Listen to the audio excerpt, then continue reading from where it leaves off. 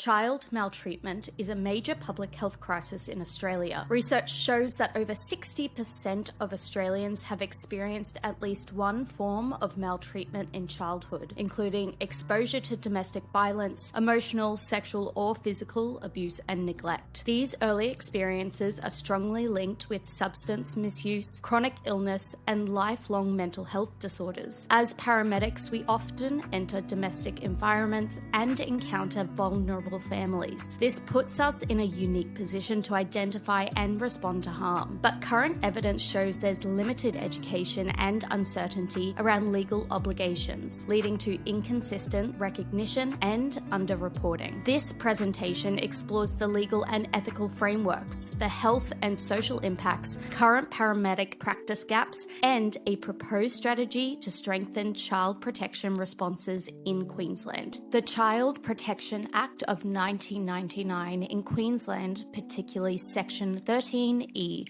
outlines mandatory reporting requirements. Unlike teachers and nurses, paramedics in Queensland aren't mandatory reporters for all types of maltreatment, but ethically, we're expected to report suspected harm when there's reasonable cause. The Criminal Code of 1899 in Queensland, Sections 229BB and 229BC, makes it an offence to fail to protect or report a child's sexual offence. Any disclosure of sexual abuse must be documented and reported to authorities. For domestic and family violence, the Domestic and Family Violence Protection Act of 2012 in Queensland directs paramedics to recognise signs, report appropriately, and ensure child safety. The Human Rights Act of 2019 in Queensland, Section 26(2), reinforces our responsibility to maintain the dignity, protection, and safety of minors while balancing duty of care and confidentiality. Under the Ambulance Service Act of 1991 in Queensland, Section 38, paramedics must act in the best interests of their patients. And the Hospital and Health Boards Act of 2011 in Queensland, Section 142, provides clear guidelines for information sharing when a child's safety is at risk. Together, these frameworks define both our legal responsibilities as paramedics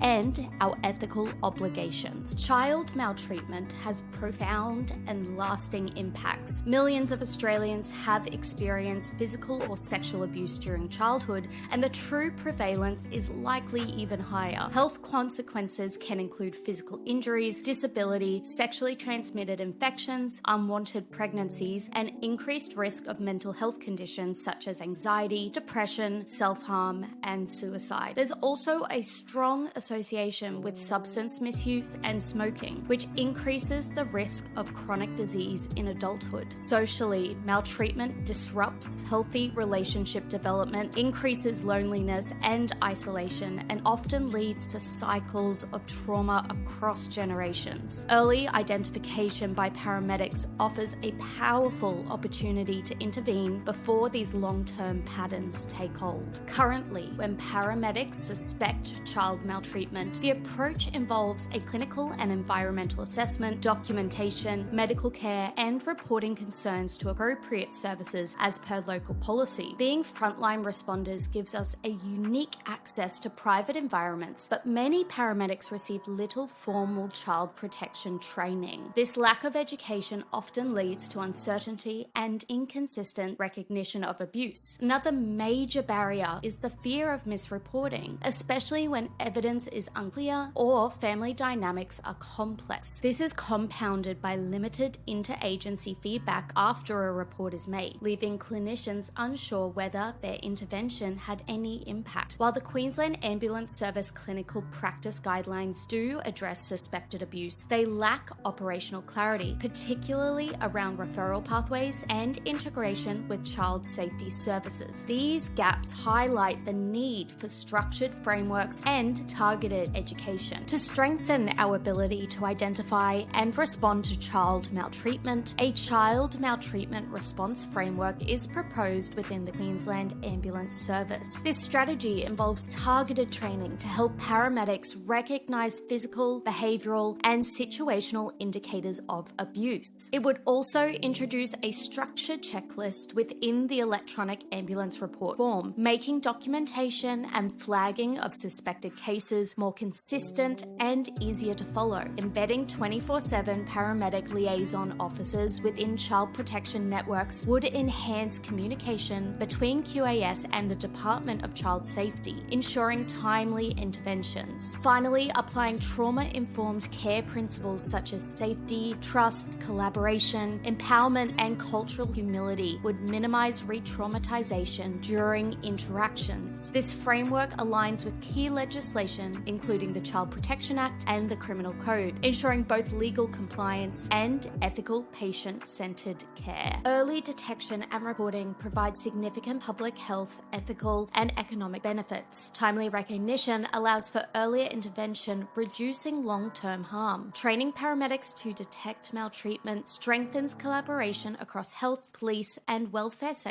and aligns with our legislative obligations under the Ambulance Service Act and the Hospital and Health Boards Act. Economically, prevention is far more cost-effective than dealing with the long-term consequences of abuse, reducing future healthcare, welfare, and justice costs. Broader goals include improving child safety outcomes, reducing abuse-related emergency presentations, and strengthening community trust in paramedics as advocates for the vulnerable populations. Child maltreatment carries devastating health and social burdens, and paramedics are in a pivotal position to respond early. By grounding our practice in legislation, using trauma-informed frameworks, and improving education and interagency collaboration, we can play a decisive role in breaking cycles of harm. Empowering paramedics through structured reporting, training, and clear pathways honors our duty of care and builds trust within the community, ultimately improving outcomes for vulnerable children of Australia.